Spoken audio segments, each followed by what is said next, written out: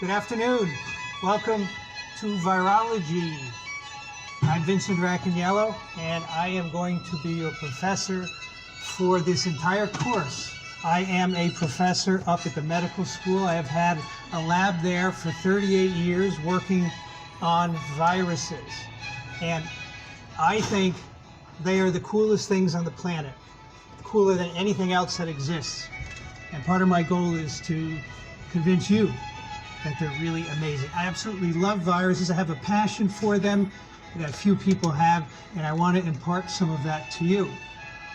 Now, as a professor at a medical school, I have zero teaching obligations. I don't have to teach this course. I've been doing this for 10 years because I want you down here on this campus to know about viruses. When I started doing this 10 years ago, there was no virology course at Morningside, and I thought, you guys are paying 60 grand a year and you're not learning about viruses. This is completely unacceptable. So that's my motivation. And I guarantee you're gonna really like this course. You're gonna like what you learn. It's not easy, but in the end, you're gonna know more about viruses than most people on Earth. And this is a great time to be taking this course because, as you know, we have a brand new virus emerging from China and circulating around the globe. And everything you've heard about it on Twitter and Facebook and so forth is probably wrong. But here you're going to get the facts. By the end of this course, you're going to understand exactly what is going on. Here's what I feel. If you want to understand life, if you want to understand human health and human disease, you need to know about viruses. We live and prosper in a literal cloud of viruses. Viruses infect every living thing on the planet. Everything. Nothing escapes a virus infection. We regularly eat and breathe in billions of virus particles, probably on a daily basis. And viral genomes are part of our genome as well. They're truly pervasive. They're everywhere. And what is really remarkable is the extent of viruses on the planet. And here's one example. In the waters of the planet, just the oceans, salt water, there are over 10 to the 30th bacteriophages. These are viruses that infect bacteria. 10 to the 30th. That is too big for you to really comprehend. So here, let me put it two ways for you. First of all, in a teaspoon of seawater, there are a couple of million virus particles. So next time you go swimming in the ocean and you spit water at your friend, you're aerosolizing viruses. Completely harmless, but there are viruses in there. A bacteriophage particle weighs about a femtogram. So if we multiply that times 10 to the 30th, we get more biomass by 1,000-fold of all the elephants on Earth. So now you're starting to see how many particles there are. And then if we put them end to end, each of those 10 to the 30th particles, they reach 100 million light years into space. That's farther than the nearest galaxy, way beyond our solar system, of course. Incredibly long distance, and these are things you can't even see. That's the amazing part. There's so many of them, and this is just in the oceans. And in this course, we're going to talk a bit about the impact of those viruses on the oceans and on global biogeochemistry. They have enormous roles to play. So the numbers is part of the way viruses are successful.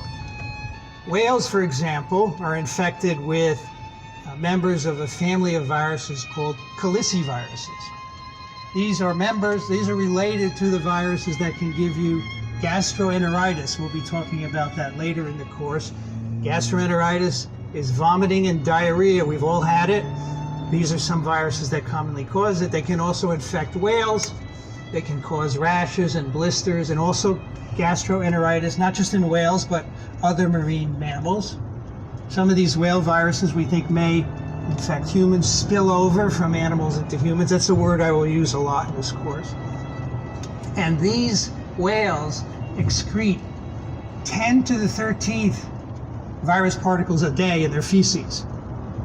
That's a lot of virus particles going into the ocean, There are lots of whales out there, and whales aren't the only ones infected. This is just another example of the viral numbers game, if you will.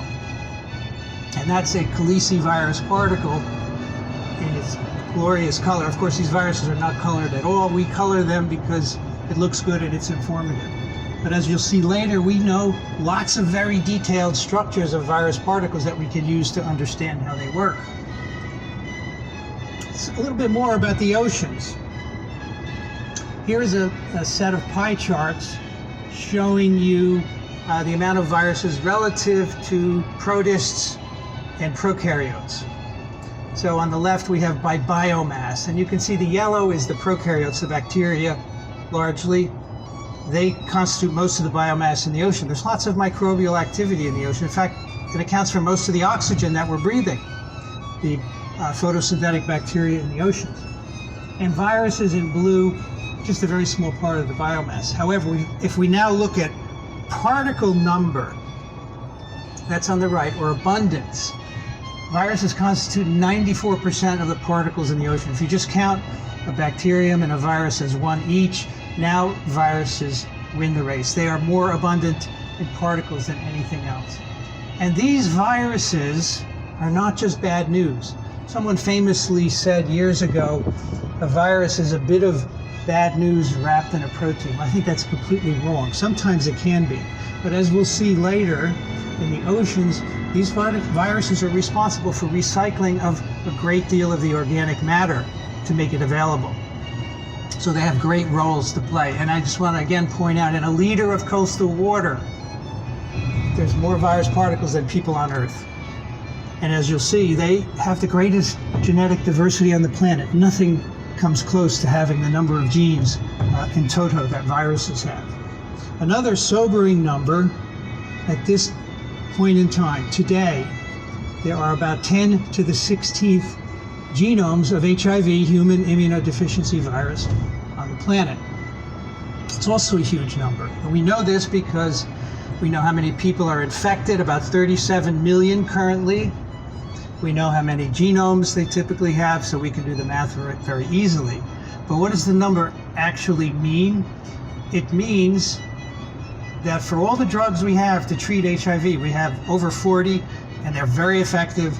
And now if you're infected with the virus, you can live a life without getting disease because of these drugs. Yet, within these 10 to the 16th genomes, there exists resistance to all of them already. Because as you'll see, mutations arise randomly. And so no matter how many drugs we make against this particular virus, there will always be resistance out there, and that's a problem, which we'll talk about when we talk about AIDS. How many of you right now have a virus infection? Raise your hand. I guess you don't want to identify, right? I understand that. But you all do. You're all infected.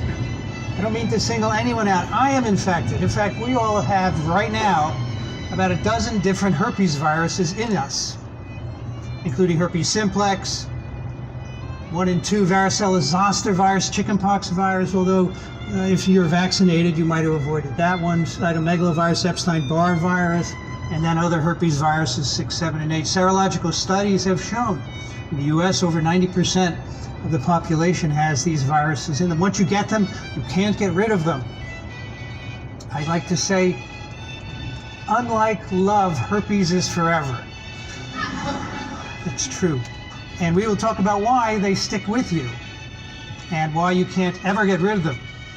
I have to say, I have an Instagram account where I put pictures of viruses and so forth, and I regularly get notices from people who say, my herpes was cured from Dr. So-and-so.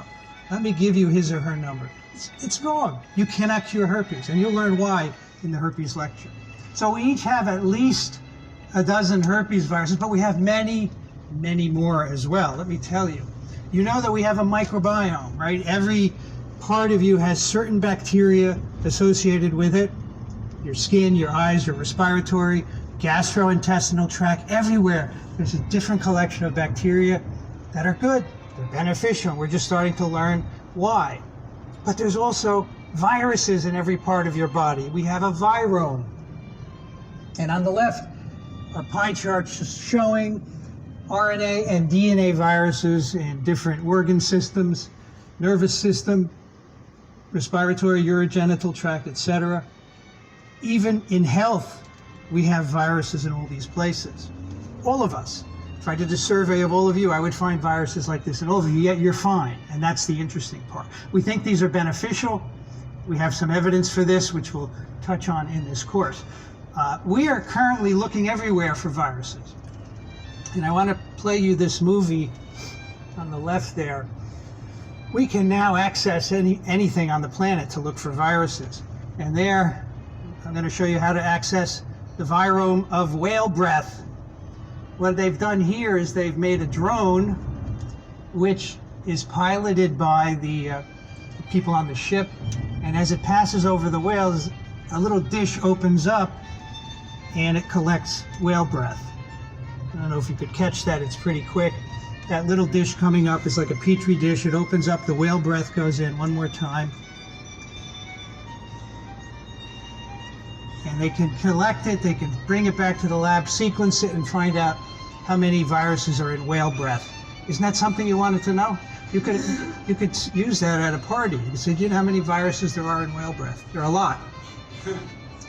So we can sample any part of the planet, and we are. We'd like to know what's there. Just a few weeks ago, I saw a paper where they went up to a glacier in the western part of China, and they dug very deep and pulled out ice cores, brought them back to the lab and thawed them, and they find viruses. And these ice cores are 15,000 years old. So we can really understand what's on the planet by doing this kind of sampling. It's quite remarkable. I mentioned at the beginning that we have viral genomes as part of our DNA, and that's